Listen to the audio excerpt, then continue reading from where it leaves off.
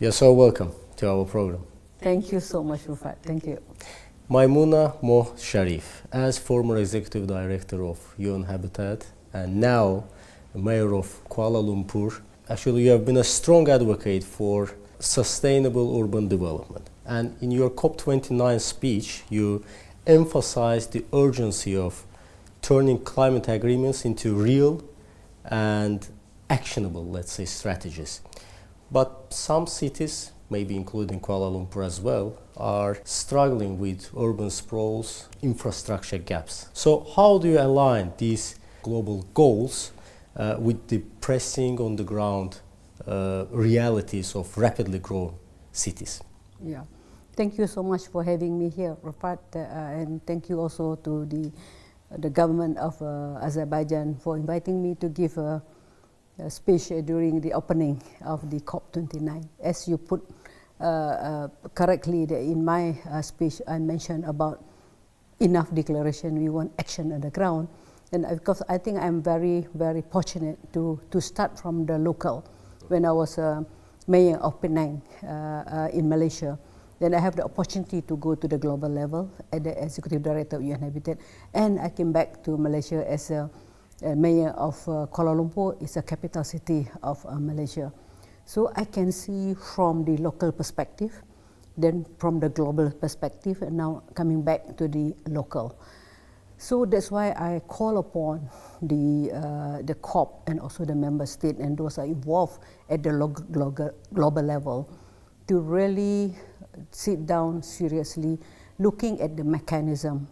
How can we translate whatever decision at the global level to be at the local level, the mechanism, the process, either in terms of the governance, either in terms of the finance, either in terms of the political will. Because as you remember in COP27, we came out with SURGE, Sustainable Urban Resilience for the Next Generation. We have 5 pillars at that time, the technical pillars. In COP28, we came out with CHAM, Coalition of High Ambition for the Multi-Level Partnership. And now, 29 is known as Finance COP and Enabling COP. So as you put it rightly, Kuala Lumpur and my city, we are struggling also for the climate change issues or challenges. For example, like flooding. Right now, part of my areas in city, in low-lying area, I'm now in Baku, part of the Kuala Lumpur is not big flood, but it's still flooding in some of the low-lying area. So that's my call, is that how can the meeting at COP every year, and next year will be COP30, that we can come out with a certain, I really hope that the outcome of the COP29 will see the real action, that we can translate all this negotiation and trickle down to the local level, for example, like Kuala Lumpur or any other part of the city, especially in the global south, which really need a lot of assistance. And at the same time, we are I think the least contributor to the climate change, but we are the most vulnerable communities, or vulnerable areas. For example, like many cities, I have the opportunity to go to Africa to see that they're, well, in terms of the planning, in terms of the governance, are still lacking. But I'm very, very fortunate to be in Kuala Lumpur, where we have the planning and also the governance intact. But we still need, as you said, that even Kuala Lumpur, we are experiencing sprawl, urban sprawl, and urbanization. That's why I came back. I just been 2 months, and within that 2 months, I make a statement and a policy in Kuala Lumpur that we have to follow plan-led development, meaning that it's not sprawling everywhere, but we have to have a plan. That's why that is my call, and I'm doing it now because I'm just being appointed as a mayor on the 15th of August this year. Yeah. Actually, you have just shared your own experience, starting from local, then going global, and going back again to local, let's say, ecosystem. But if you talk about the lessons, what key lessons from both success and also challenge do you believe that can shape the future of, let's say, urban development. Yeah, the lesson learned that at the global level, I realized that we formulate the policy.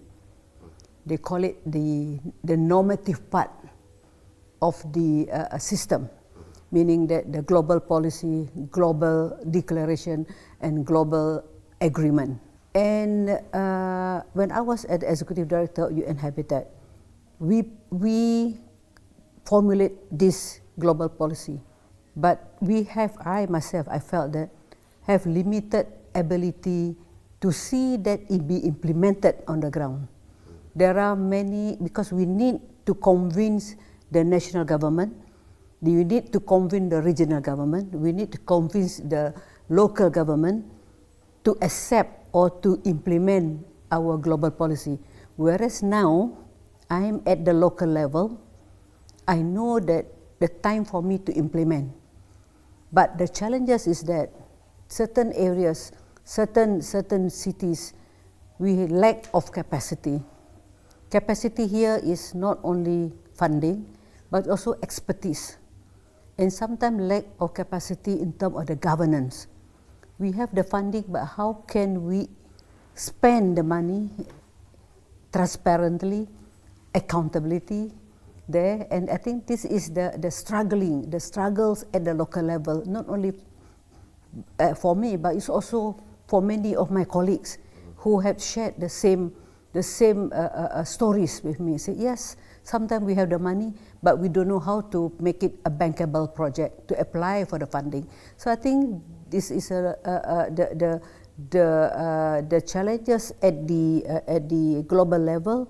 I think to a certain extent, how can we implement the policy that we formulated? But the challenges at the local level is that yes, we know what we want, but sometimes we have lack of access to the technical, to the new innovation, at the same time to the funding. Madam Sharif, in your opinion, in your view, can cities like Kuala Lumpur leverage both hard power and also soft power to create meaningful shifts toward sustainability? Definitely, the answer is yes. Because I feel that from my experience as an executive director, I travel quite a lot. And I've realized that Kuala Lumpur is far much better than, comparatively, than many other cities. We have the software, we have the hardware. What I mean by the software is that we have the tools, we have the infrastructure, we also have the rules and regulation, we have the acts, we have the Climate Action Act, we have the low carbon emission policy, we also have to a certain extent, compared to other third developing countries, we have the funding. And then we also have the hardware, meaning that the people and the expertise in Kuala Lumpur. Definitely, I would say that comparatively with other cities, Kuala Lumpur can transform. And I'm as a mayor, I would like to see something good happening and in Kuala Lumpur soon within my tenure. Thank you very much for being with us. Thank you so much. Thank you.